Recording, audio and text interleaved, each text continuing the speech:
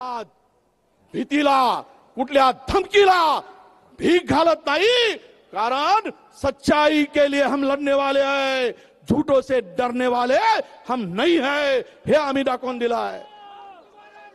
आणि यासाठी आपल्याला बांधवानो हा जे रद्द केल्याशिवाय आता आपल्याला थांबायचं नाही आहे। काय तकलादू काम आहे हो।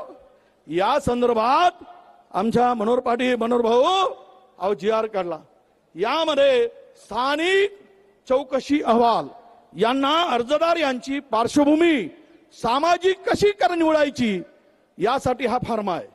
या फॉर्म मध्ये काय आहे माहिती आहे काय? गावातील कुळातील इतर व्यक्तींना कुणबी जात प्रमाणपत्र मिळाले असल्यास त्या व्यक्तीचे नावे त्यांच्या अर्जदाराशी जोडा आणि प्रमाणपत्र देऊन द्या। शहाण्या हो, तुम्हाला अक्कल आहे आणि आम्हाला अक्कल नाही। त्याच्या पलीकडे नातेवाईकांनी प्रमाणपत्र दिलं तरी तो पात्र होईल। त्याच्या पलीकडे जाऊन जातीबद्दल कोणताही पुरावा नसल्यास त्याबाबत प्रमाणपत्र दिले असल्यास त्यालाही ओबीसी देऊन टाका। आणि मग त्यामध्ये सामाजिक पार्श्वभूमी कशी, तर कुणबींशी संबंधित सण उत्सव, उदाहरणार्थ बैलपोळा साजरे होतात का?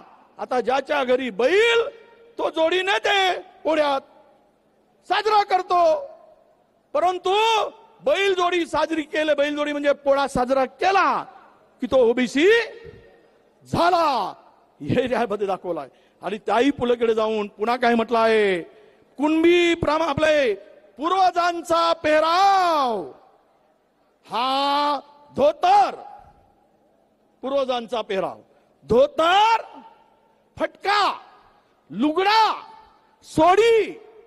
सोडी होती काय? तुझ्या आजोबानं पाहिलं का? आमच्या आजोबानं का हाफ पॅन्ट घालून फिरत होता? आमचा आजोबा का जीन्सचा पॅन्ट घालत होता?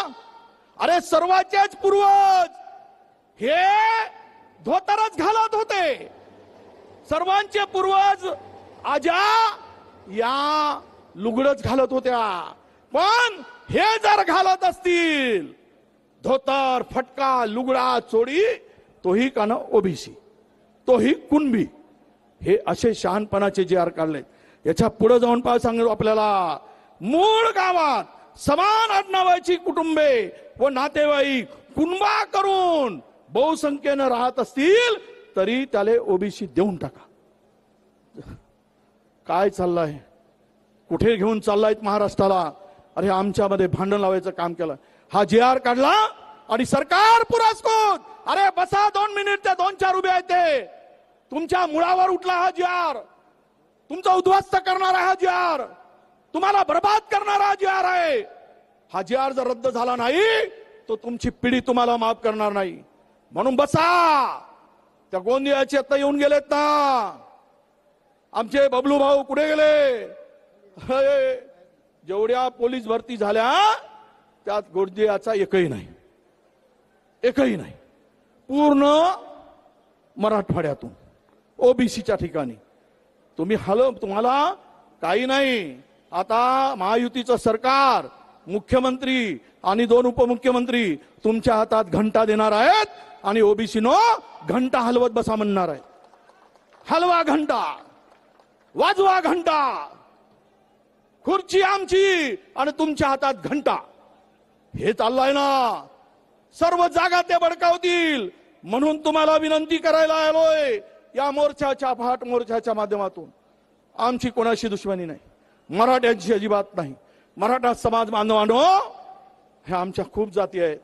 अरे यातील जातीची अवस्था तुम्ही पाहाल, तुमच्या डोळ्यामध्ये अश्रू येतील, अशा प्रकारची आमची अवस्था आहे। म्हणून आम्हाला विनंती आहे आमची की तुम्ही आमच्यात येऊ नका। तुम्हाला स्वतंत्र मिळवा, तुम्ही स्वतंत्र घेत असाल तर आमची काही तुम्हाला विरोध नाही।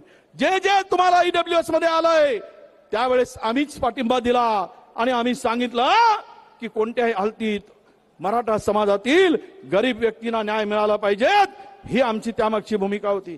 हो, ओबीसी मध्ये कुठल्या जाती आहे, काय अवस्था आहे?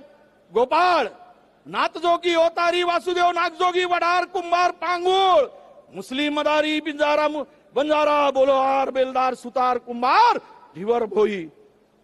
हे तर मी मोजकेच वाचून दाखवलं. याच्या पलीकडं खूप जाती आहेत, पण या जातीमध्ये जाऊन जरा एकदा पहा, जरा घ्या, तुला कळेल रे माझ्या बाप की हा आमच्या समाजाची काय अवस्था आहे. अरे 8-8 दिवस झाले ती आमच्या याच्या पोरीला, या समाजातल्या पोरीच्या डोक्याला तेल लागत नाही. 8-8 दिवस आंघोळ करू शकत नाही, त्याच्या पाड्यावर वस्त्यावर सांगतो पाणी सुद्धा मिळत नाही. इतकी वाईट अवस्था माझ्या बांधवांनो या ठिकाणी करून ठेवलेली आहे. आणि सांगतात हे सरकार सांगतंय, मुख्यमंत्र्यांनी सांगितलं काय तर म्हणे आम्ही मराठा समाजाला 13,500 कोटी रुपये दिलेत आणि 1.5 लाख मराठा तरुणांना आम्ही लोन दिलं, कर्ज दिलं. मग ओबीसीना किती दिलं? ओबीसी डीएनए वाल्यानं काय दिलं ओबीसीला? यांना जेसीबी घ्यायला, फोकल्यान घ्यायला, तुमचं स्कॉर्पिओ घ्यायला, धंदे करायला पैसे 13,500 कोटी आणि आमच्या महामंडळाला 500 कोटी, त्यांना 13,500 कोटी आणि ओबीसीच्या मंडळाला 500 कोटी. सारथी तुपाशी आणि महाज्योती उपाशी. हे जे खरं आहे. काय दिलं याला?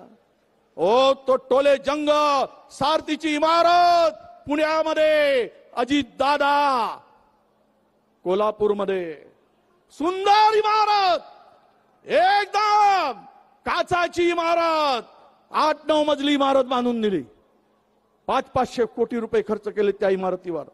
आणि आमची महाज्योतीची इमारत अजूनही भाड्याच्या घरात आहे, किरायाच्या घरात आहे. हे यांची दानत, हे ओबीसी कडे बघण्याचा दृष्टिकोन. म्हणून माझ्या बांधवांनो या संदर्भात आपली भूमिका आता एकदा फिक्स करा. उद्या तुम्ही कुठेही दिसणार नाही, तुम्ही साफ होऊन जाणार.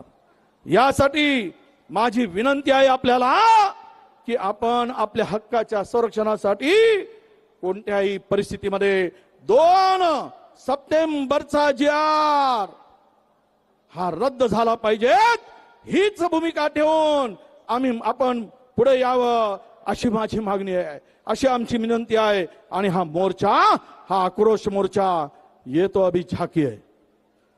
तुम्ही महाराष्ट्रातील ओबीसी लीडर आले तुम्ही, अरे काही होऊन जाऊ देत, कोणत्याही परिणामाला सामोरं घ्यायची पाळी आली तरी जाओ, पण ओबीसी मध्ये घुसखोरी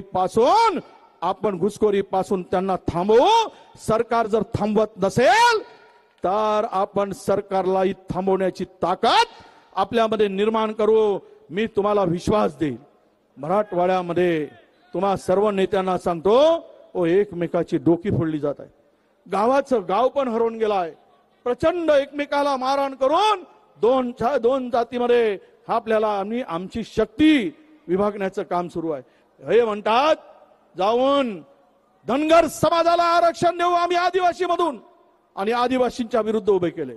अरे ज्या सरकारला 20 वर्षापासून ड चा र करता येत नाही, धनगराचा ड र आणि धनगराचा ड काढता येत नाही, ते सरकार म्हणताय आदिवासी मधून आम्ही आरक्षण देऊ. आणि धनगरामध्ये फूट पाडली, बंजारा समाजामध्ये फूट पाडली, ओबीसी मध्ये फूट पाडली, आणि ओबीसी मध्ये फूट पाडून हे सरकार मजा मारत आहे. अरे 2 भाऊ जर भांडले तर आई म्हणते यालाही नको त्यालाही नको, घाल कुत्र्याला. आणि ही पाडी आज आपल्यावर आणली. या सरकारचा एकूणच अजेंडा आहे बांधवांनो, कोणत्याही परिस्थितीमध्ये हे आरक्षण रद्द झालं पाहिजे. आरक्षण नको आहे हीच विचारधारा यामध्ये आहे. अरे दम असेल फडणवीसजी, देवेंद्रजी, दम असेल आमच्या अजितजी, दम असेल शिंदेजी, तर तेलंगणा सरकारनं ओबीसीला 42% आरक्षण दिलंय. उद्या 42% आरक्षण देण्याची धमक दाखवा, पुरा ओबीसी समाज तुमच्या पाठीमागे उभं होईल. पण तुम्ही जर आम्हाला फसवत असाल तर मात्र आम्ही शांत बसणार नाही, हे सुद्धा आपण लक्षात ठेवा. याच मध्ये आम्हाला म्हणतायत की आम्ही राजकारण करतो. अरे बांधवांनो, आम्ही राजकारण अजिबात करत नाही. मी तुम्हाला विनंती करतोय, जे जे लाखोच्या संख्येनं तुम्ही आलात, माझी विनंती असणारा इथे राजकारण करू नका, गाव खेड्यात राजकारण करू नका. तुमची पिढी उद्या उद्ध्वस्त होणाऱ्या पिढीला वाचवण्यासाठी एकमेव, आम्ही कुणाच्याही विरोधात नाही, आम्ही सरकारच्या विरोधात नाही, पण सरकारने जर जी.आर. काढला असेल तर काय सरकारच्या विरुद्ध बोलू नये. पाप तुम्ही करणार आणि बोट आम्ही दुसऱ्याकडे कसं दाखवायचं, दाम आहे तुम्ही दाखवा.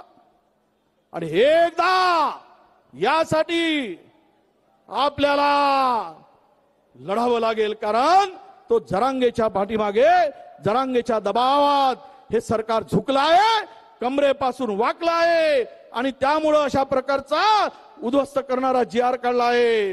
अरे सब उनके ही मुताबिक सोचे, ये बेअक्लों की ये ख्वाहिश है. सब उनके ही मुताबिक सोचे, ये बेअक्लों की ये ख्वाहिश है. अनपढ़ गवार मिल जाए तो समाज का अपने आप नुकसान हो जाए.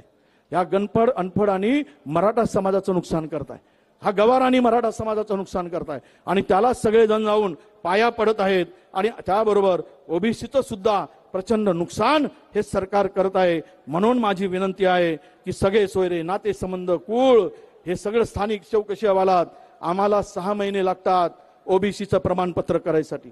याला 1 तासात प्रमाणपत्र मिळतं, 1 तासात.